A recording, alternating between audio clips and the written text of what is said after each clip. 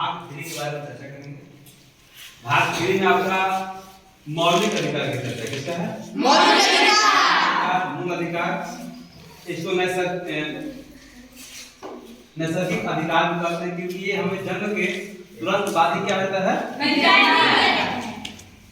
वैसा अधिकार जो हमें जन्म के तुरंत बाद ही मिल जाए उसे क्या कहते हैं? मौलिक अधिकार।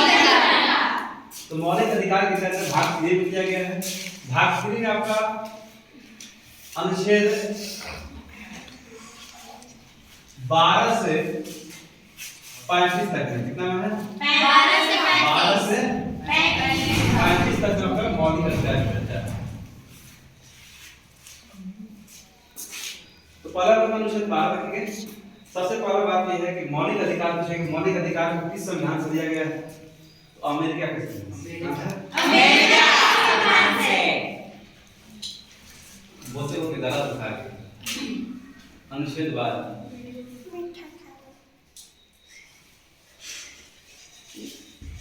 अनुच्छेद 12 में है मूल अधिकार।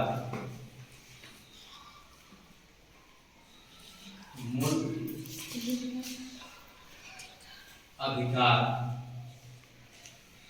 की परिभाषा। मूल अधिकार की परिभाषा। अरे मूल अधिकार है क्या, मौलिक अधिकार है क्या, उसकी परिभाषा की चर्चा किया गया है अनुच्छेद 12। ठीक है। अनुच्छेद 13 में है अल्पीकरण। क्या है? अल्पीकरण। अल्पीकरण का मतलब है कम कर देना। अल्पीकरण मतलब क्या होता है? कम कर देना। जैसे इसमें कहा गया है कि यदि हमारे मूल अधिकार को कोई दूसरे मूल अधिकार प्रभावित करता है तो हमारे मूल अधिकार को लगाया जा सकता है। जैसे मान लीजिए आपका अधिकार है रोड पर चलने का, दूसरे का अधिकार है आंदोलन करने का, लेकिन आप आंदोलन करने चले रोड पर जाम हो जाएगा। उसी में किसी का तबीयत खराब है, एम्बुलेंस चिल्ला रही है, हुई निकल नहीं रहा है, उसका भी अधिकार रोड पर जाने का। आपके अधिकार की वजह से उसका अधिकार खराब हो रहा है कि नहीं हो रहा है? उसका अधिकार का हनन हो रहा है कि नहीं हो रहा है? इस कंडीशन में क्या होता है कि आपके अधिकार को रोक लगा दिया जाता है और आपको वहां से मार के भगा दिया जाता है कि आप जाइए, उधर बड़ा सा खेत है, वहां जाकर अपना धरना कीजिए, आंदोलन कीजिए, कोई दिक्कत नहीं, लेकिन रोड पे नहीं। इसमें यही बात अल्पीकरण का मतलब है। उसके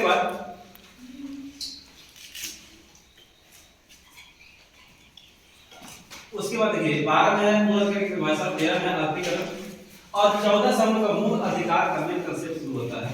आपका मौलिक अधिकार 7 तरह का है। कितना तरह का है? 7 तरह का है। तो उससे पहला आपका अधिकार आता है मौलिक अधिकार।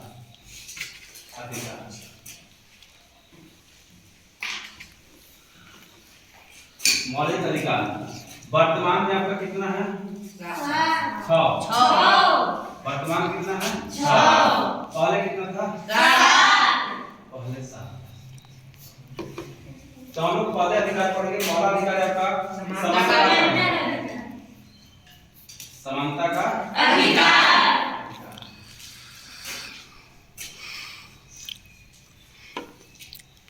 समानता के अधिकार की चर्चा किया गया है अनुच्छेद 14 से 18 तक। कहां से किए गए हैं? 14 से। तब देखेंगे आर्टिकल 14 क्या करता है, 15 क्या है, 16 क्या है।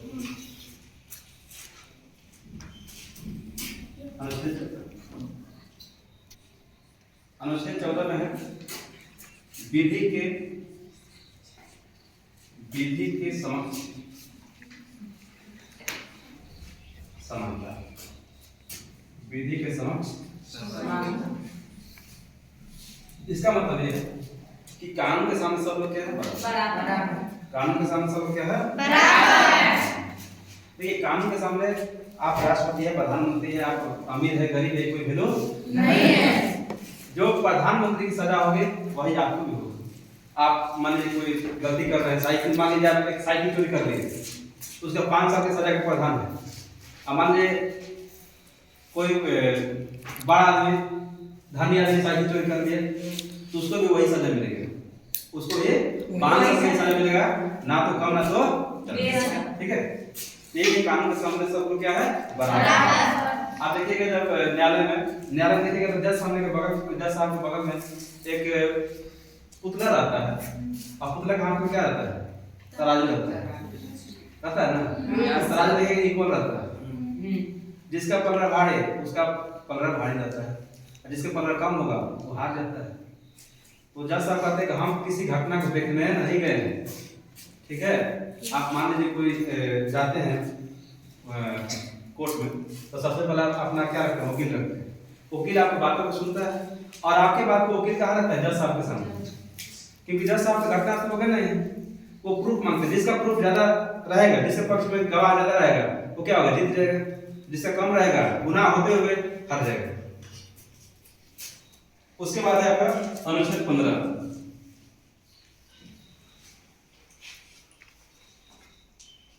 अनुच्छेद 15 में है जाति,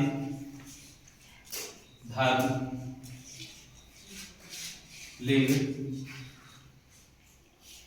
और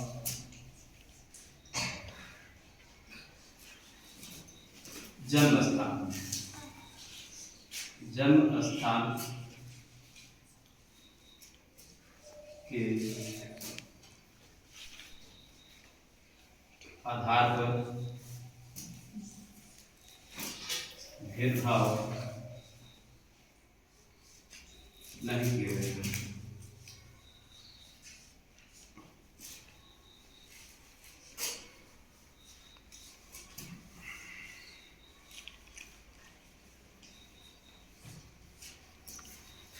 मतलब क्या है, जाति, धर्म, लिंग और जन्म स्थान के आधार पर भेदभाव नहीं किया जाएगा।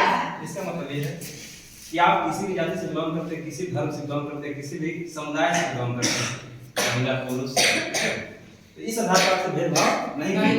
आप बिहार के हैं, झारखंड के हैं, गुजरात के हैं, इस आधार पर आपसे भेदभाव नहीं किया जाएगा। आप बिहार के हैं तो जाके झारखंड में घूम सकते हैं ना, बिहार के हैं महाराष्ट्र जाकर नौकरी कर सकते हैं। तो किस आधार पर, आर्टिकल 15 के तहत, आर्टिकल 15 के तहत आपसे कोई भेदभाव वहां नहीं किया जाएगा। अब है आर्टिकल 16, अनुच्छेद 16। अनुच्छेद 16 में है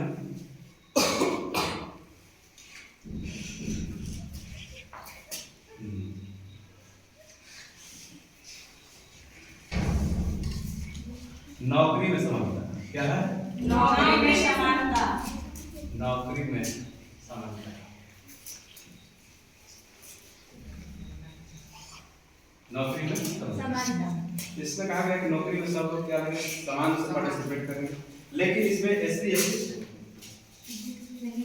और ओबीसी के लिए क्या किया गया है, आरक्षण दिया गया है। एससी एसटी और ओबीसी के लिए क्या दिया गया है, आरक्षण।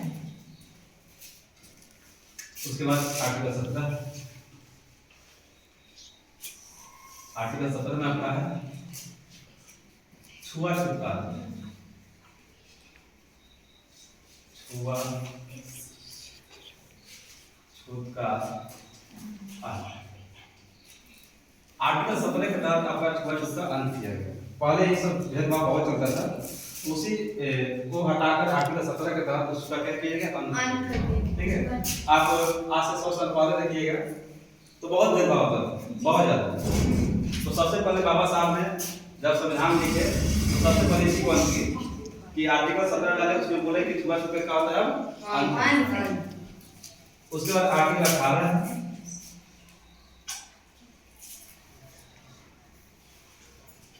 आर्टिकल 18 में क्या है, उपाधियों का अंत।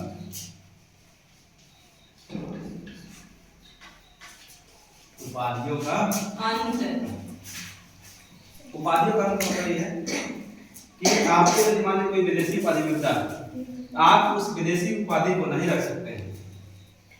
एक ही कंडीशन रख सकते हैं, जब आपको राष्ट्रपति क्या करेंगे, ऐलान करेंगे, अन्यथा आप नहीं रख सकते हैं। लेकिन आप जो अपने मेहनत से, बलबूते से जो उपाधि हासिल किए हैं तो उसको आप रख सकते हैं। मान लीजिए आप पढ़ने गए, यूपीएससी निकाल लिए, यूपीएससी निकाल के कोई आईएएस अधिकारी बन गए, तो लिखेंगे आईएएस अधिकारी विनय कुमार, आईएएस अधिकारी विशाल कुमार, मतलब आप आगे आईएएस अधिकारी लगा सकते हैं। तो ये आपका क्या है, मेहनत की कमाई है।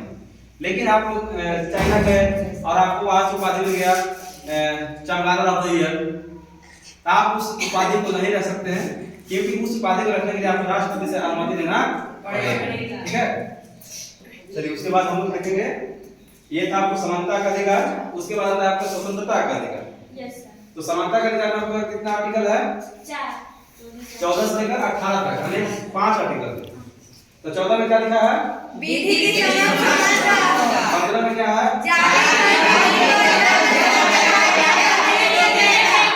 17 में क्या है, 16 में क्या है, 16 में नौकरी में समानता। 18 में, 14 में, विधि की समानता। समझ में आया? क्या चलेगा?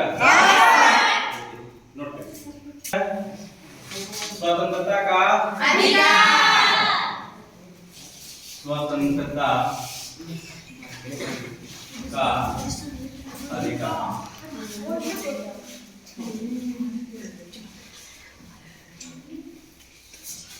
स्वतंत्रता का अधिकार की चर्चा है आर्टिकल 19 से 22, 19 से 22। इसमें आपको संविधान में कौन कौन सी स्वतंत्रता मिला है उसकी चर्चा इसमें किया गया कि आप किस किस काम के लिए स्वतंत्र हैं। क्या आपको स्वतंत्रता है, मान लीजिए आप अपना अधिकार नहीं जान रहे हैं कि हम लोग क्या क्या करने की स्वतंत्रता है, तो ये दिक्कत वाली बात है। आप मौलिक अधिकार को बढ़िया जान जाइएगा तो आप समझ जाइएगा कि हम लोग को क्या क्या अधिकार मिला है, क्या क्या स्वतंत्रता है, क्या करना चाहिए क्या नहीं करना चाहिए, सब समझ। अगर के आर्टिकल 19, आर्टिकल 19 में है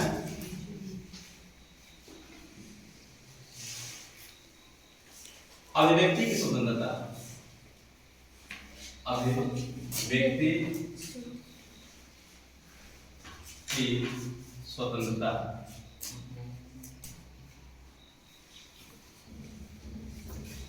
देखिए आर्टिकल 19 में आपको 7 प्रकार की स्वतंत्रता दिया गया है। कितने प्रकार के? 7।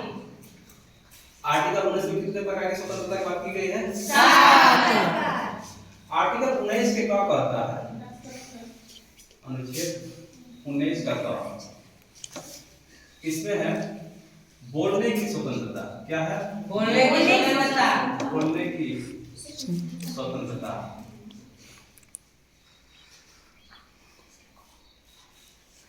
आप कुछ भी बोलने के लिए क्या है, स्वतंत्र है, लेकिन लीगल होना चाहिए, इलीगल नहीं। अब लेकिन आपको बोलने की स्वतंत्रता है, किसी गाली नहीं लगेगी, ये बोलने की स्वतंत्रता नहीं है ना। नहीं।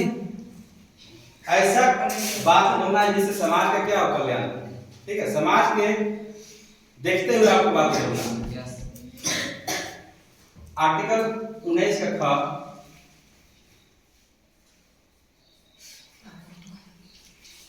में है सभा करने की स्वतंत्रता।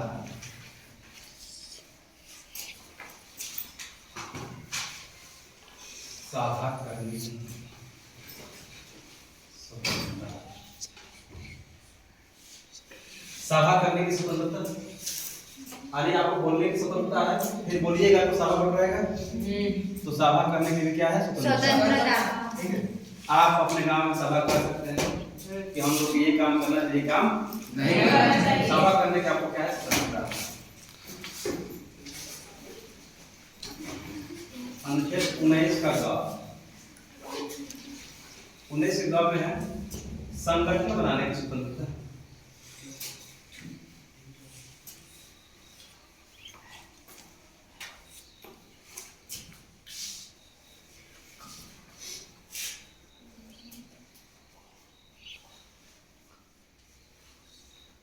संगठन बनाने की, देखिए बोलिएगा तो लोग पढ़ रहे हैं, लोग पढ़ रहे हैं तो सभा बन जाएगा। और सभा के जब आप संबोधित करिएगा तो कहेंगे ना ये लड़का ठीक, इसके संगठन, इसके साथ हम लोग मिलकर काम करना चाहिए। तो आपके साथ में क्या बन जाएगा, संगठन, आपका एक पार्टी बन जाएगा, नहीं बन जाएगा। तो जब पार्टी बन जाएगा तो आप तो खुश हो जाएगा, आप खुश होकर चारों ओर घूमिएगा ना, मिठाई खाइएगा। तो 19 के घाव में है घूमने की स्वतंत्रता। घूमने की स्वतंत्रता।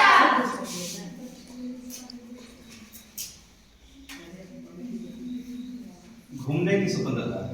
देखिए ये सब घूमने की स्वतंत्रता मतलब लीगल होना चाहिए। आप सार्वजनिक स्थान पे घूम सकते हैं, मंदिर में जा सकते हैं, मस्जिद में जा सकते हैं, रेलवे स्टेशन, हवाई अड्डा जा सकते हैं, लेकिन आप किसी घर में जाकर घूम रहे हैं, घूमने की स्वतंत्रता है ये तो आपका इलीगल हो जाएगा ना।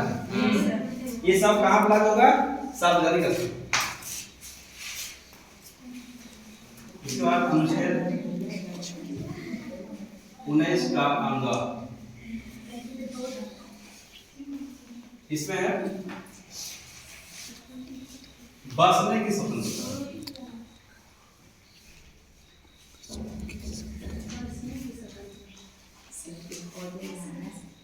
बसने की स्वतंत्रता। देखिए सभा करिएगा तो संगठन बनेगा, संगठन बनेगा तो घूमने घूमते चलिएगा, घूमिएगा तो कहीं रहने की जगह चाहिए ना, तो बसने की स्वतंत्रता। आप भारत के किसी भी जगह में जमीन खरीद कर बस सकते हैं, ठीक है। उसके बाद अनुच्छेद 19 का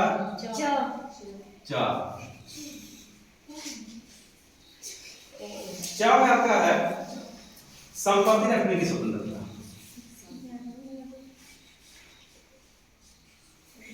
संपत्ति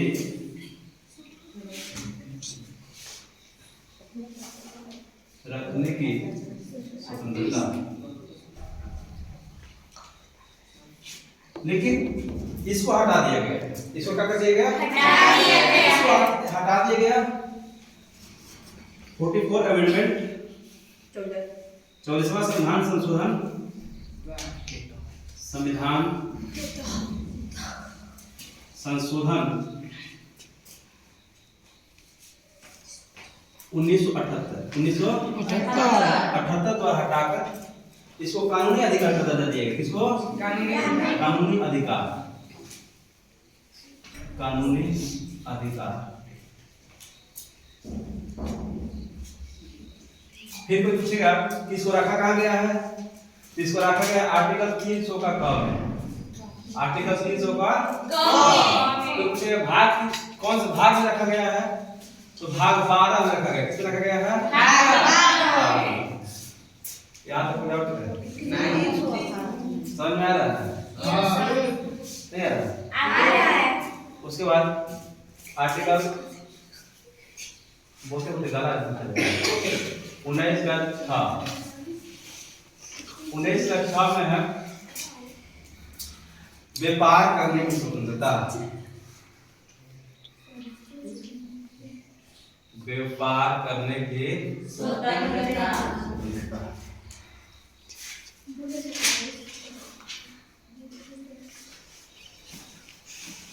देखिए व्यापार करने की स्वतंत्रता मतलब लीगल होना चाहिए, इलीगल नहीं होना चाहिए। आपको व्यापार करने की स्वतंत्रता है तो आप सब्जी बेच सकते हैं, ठीक है। अब एक सब्जी के आप दारू बेच सकते हैं और कपड़ा की दुकान खोल सकते हैं, मॉल चला सकते हैं, है ना। लेकिन इलीगल काम नहीं कर सकते हैं, लीगल काम होना चाहिए। तो यहाँ पर आपका आर्टिकल अभी 19 खत्म हुआ। आर्टिकल 19 में कितने स्वतंत्रता की बात की गई है? 7। जिसमें से संपत्ति का अधिकार को क्या कर दिया? हटा दिया। संपत्ति का अधिकार को 44वां संविधान संशोधन 1978 कहाँ रखा गया है? 300 उसके बाद आपका आता है आर्टिकल 20। आर्टिकल 20 इसमें 3 प्रकार के स्वतंत्रता की बात की गई। कितने प्रकार के? 3। इसमें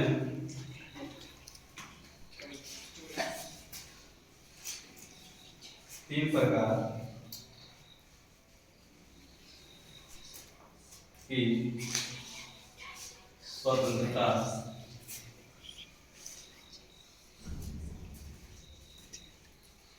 की बात कही गई।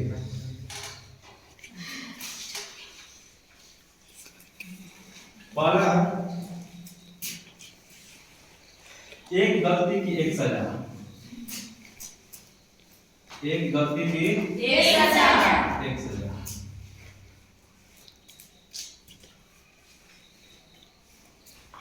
दूसरा में कहा गया है सजा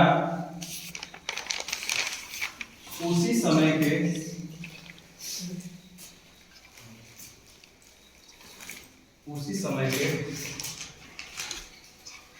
नियम के आधार पर होना चाहिए।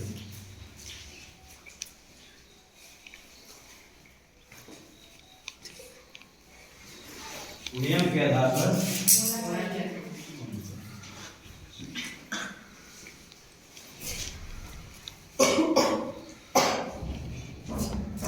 ठीक है। पालन क्या करें, एक गलती की एक सजा। जैसे आप एक गलती करें तो एक सजा मिलेगा, दो गलती करेगा तो लेकिन सिनेमा में देखा जाता है, फिल्म में कौन हीरो एक चार मर्डर करता है, एक सजा मिलेगा। Yes sir. होता है ना? Yes sir. हकीकत में नहीं होता है। आप चार मर्डर करिए, चारों को अलग अलग सजा मिलेगा। आप किस प्रकार से मर्डर किए वो भी देखा जाएगा। यदि आप खतरनाक मर्डर किए होंगे, केस अगर खतरनाक होगा तो फांसी नहीं लग सकता है। तो बताया था ना किसे कहानी था? कैसे मर्डर किए थे? खतरनाक है ना? ऐसे मर्डर होना चाहिए हैं? बंद तो और डेंजर है। तीसरा है सजा उसी समय के नियम के आधार पर। तीसरा है सजा के बाद भी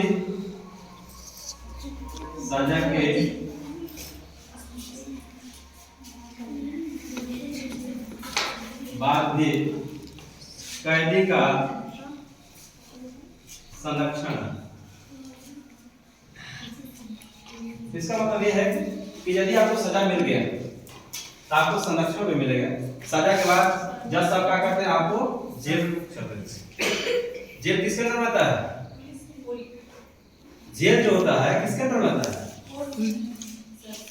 पुलिस के अंदर। वो जज साहब के अंदर रहता है। आप न्यायालय में यदि किसी को सजा मिलता है तो जज साहब उसको जेल करते हैं, ठीक है। जेल से उसको लाना होगा कोर्ट में तो कौन लाएंगे? जज साहब। मान लीजिए कोई जेल में गया है और कोई पुलिस गया बोला कि हमको आदमी को रिमांड कर देंगे, रिमांड पर लेना है, तो जज साहब उसको लिखित रूप में देंगे और फिर उस लिख के कहाँ ले जाएगा? जेल में। और फिर वहां से उस कैदी को लेकर वो रिमांड पर ले जाएगा। अच्छा ही रिमांड पर ले जाके मान लीजिए पूरा पीट दिया और उसके बाद फिर वो कैदी को कहाँ ले जाएगा? कोर्ट में। और कोर्ट में जज साहब से पूछेंगे हाजिर ठीक बा ना, कोई मर्डर से पिटस ना बोले कि मरा है, उसको नौकरी खतरा हो जाएगा। मारना नहीं, किसी भी कंडीशन में आपको मारना नहीं है। सजा देने का अधिकार सिर्फ न्यायालय को है और किसी को नहीं है। तो इतना समझ में आया? Yes sir. इसके बाद हम लोग आर्टिकल देखेंगे कितना, ये 20 था, उसके बाद 21 देखेंगे, फिर 22 देखेंगे। एक बार साथ पूछिएगा 19 में क्या? अभिव्यक्ति की स्वतंत्रता। इसमें 7 प्रकार की स्वतंत्रता की बात की गई है। पहला में क्या है? बोलने की स्वतंत्रता। दूसरा में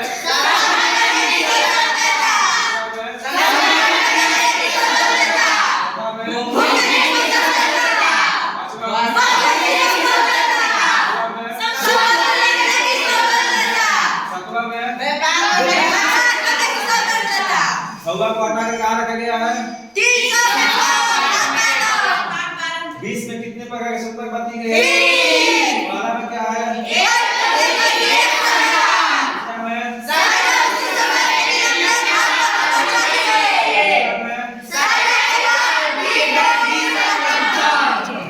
इतना आपको नोट करिए।